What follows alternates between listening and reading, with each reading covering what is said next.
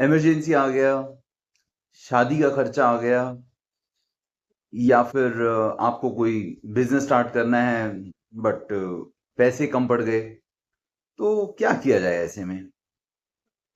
ऐसे टाइम में personal loan काफी लोगों के काम आ जाता है।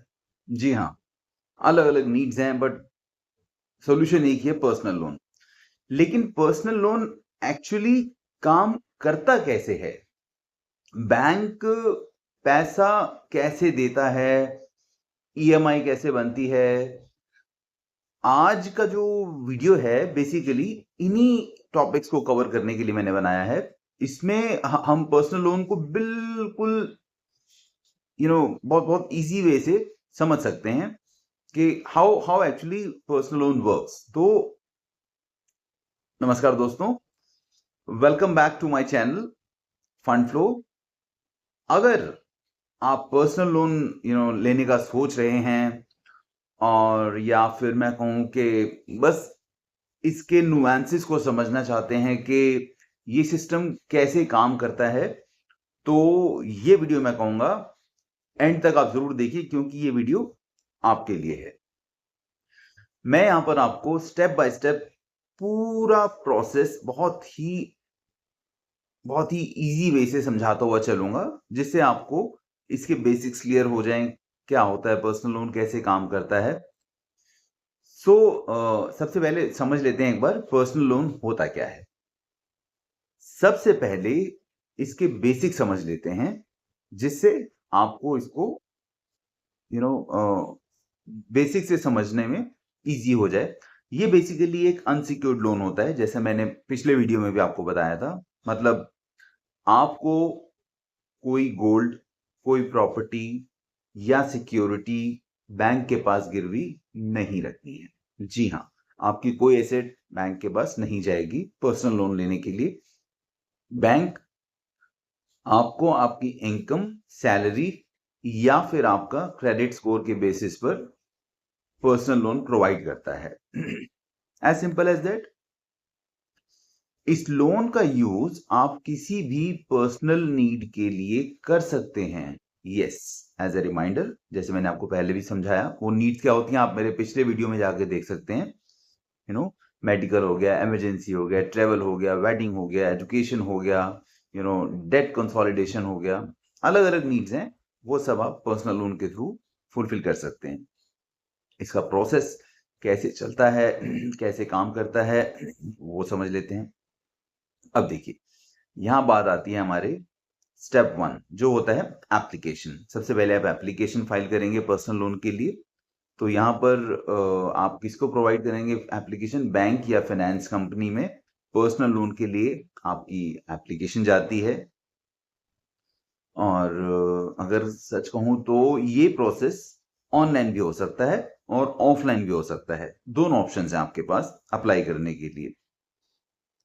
स्टेप 2 में आता है आपके डॉक्यूमेंट सबमिशन। यस, यहां पर आपको अपने डॉक्यूमेंट्स सबमिट करने होते हैं।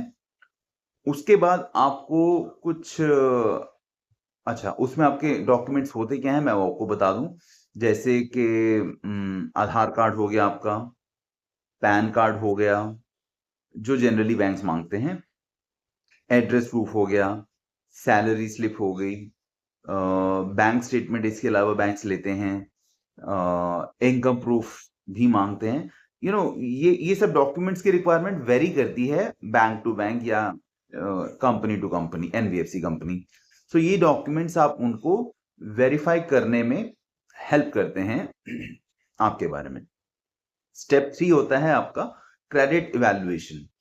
अब यहां पर क्या होगा कि बैंक ये चेक करता है कि आप लोन रीपे कर सकेंगे या नहीं कर सकेंगे, तो इसलिए आपका क्रेडिट इवैल्यूएशन होता है।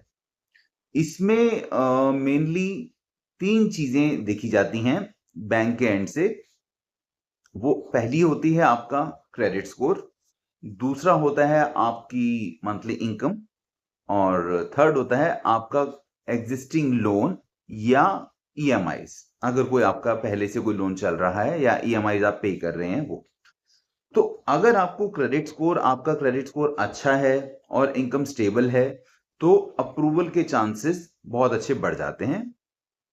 मतलब उम्मीद होती है कि आपको पर्सनल लोन आपका अप्रूव हो जाएगा।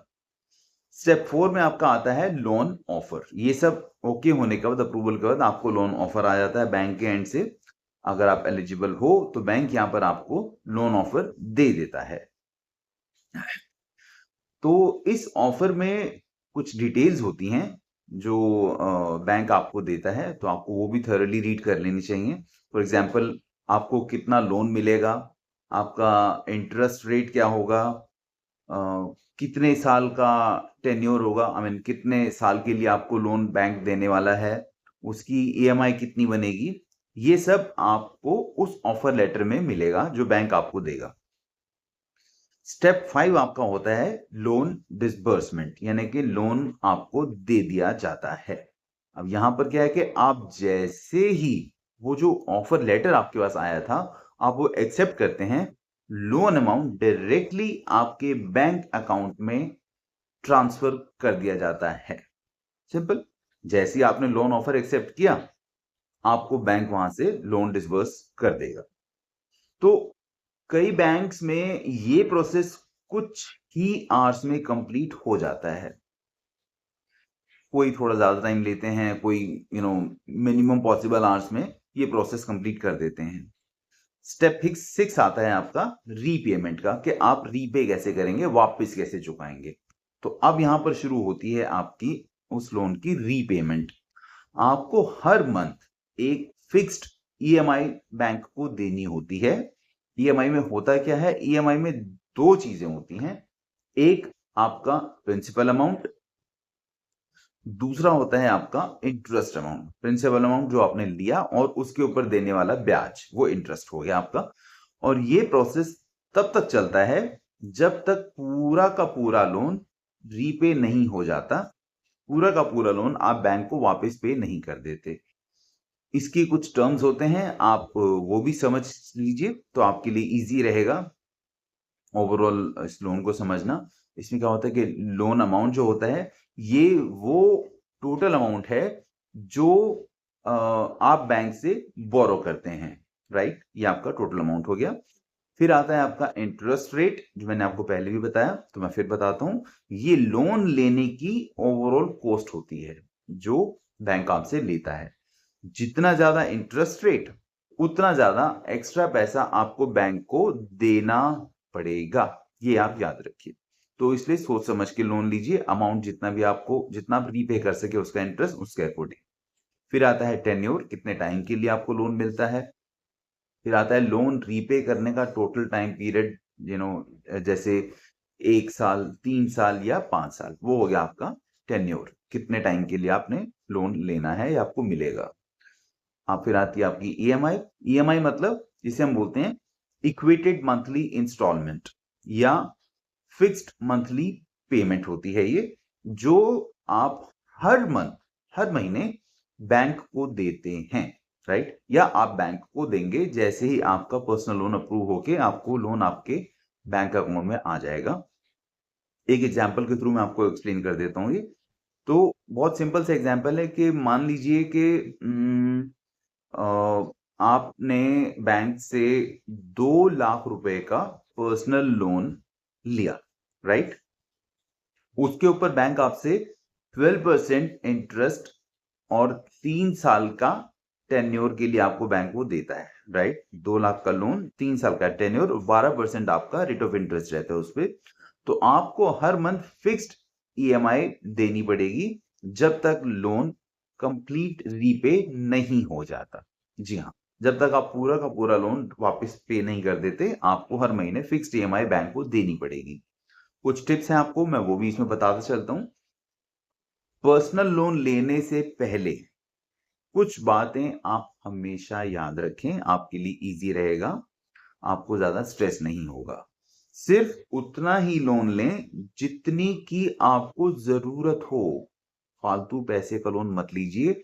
ईएमआई अपनी मंथली इनकम के अकॉर्डिंग ही चूज करें, जितना आप आराम से दे सकें। इंटरेस्ट रेट्स कंपेयर जरूर करें। टाइम पर ईएमआई पे करें। इससे होगा क्या कि आपका क्रेडिट स्कोर अच्छा रहेगा। आपका क्रेडिट स्कोर स्टेबल रहना भी बहुत इंपॉर्टेंट है।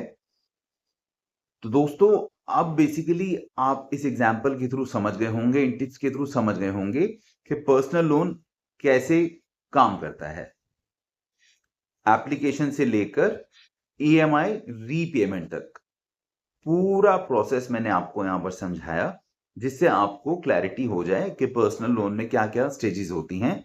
तो अगर वीडियो आपको हेल्पफुल लगा हो तो लाइक जरूर करें, और फिनेंस से रिलेटेड जितने भी सिंपल वीडियोस के लिए आप मेरे चैनल को सब्सक्राइब करना बिल्कुल मत भूलिए। चलिए, तो मिलते हैं फिर अगले वीडियो में। तब तक आप बहुत ध्यान रखिए अपना। नमस्ते।